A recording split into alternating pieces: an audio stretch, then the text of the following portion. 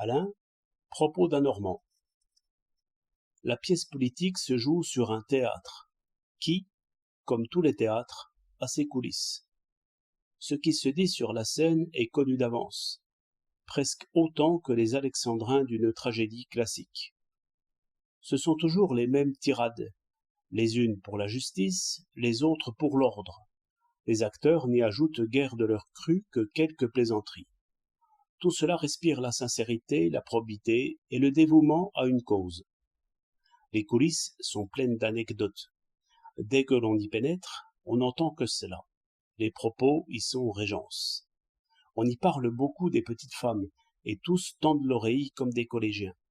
Il s'agit de calculer d'avance, à la façon des astronomes, la conjonction d'un ministre et d'une danseuse, et de répartir par ministère les étoiles de nos théâtres subventionnés.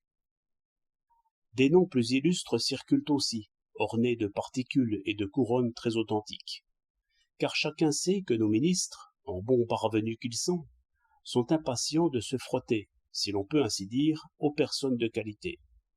C'est la dernière ressource et le dernier espoir du jésuite, et la consigne, parmi les dames bien pensantes, est de mettre du rouge, un peu, et même beaucoup, pour la plus grande gloire de Dieu.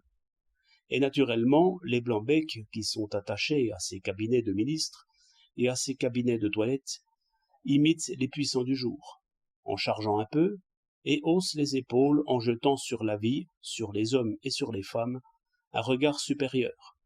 Ils ont une ironie impayable. Essayez de leur parler politique. Ils vous riront au nez, car ils n'ont pas encore le secret de l'insolence supérieure et de cet air d'ennui résigné que les rois ont enseigné aux ministres. Les choses sont de même. D'abord parce qu'il y a ici et là quelques vieilles barbes qui se donnent le ridicule de travailler. Aussi parce que la volonté des gouvernants ne se fait guère sentir qu'aux fonctionnaires, et ne change pas grand-chose au jeu des intérêts et des échanges.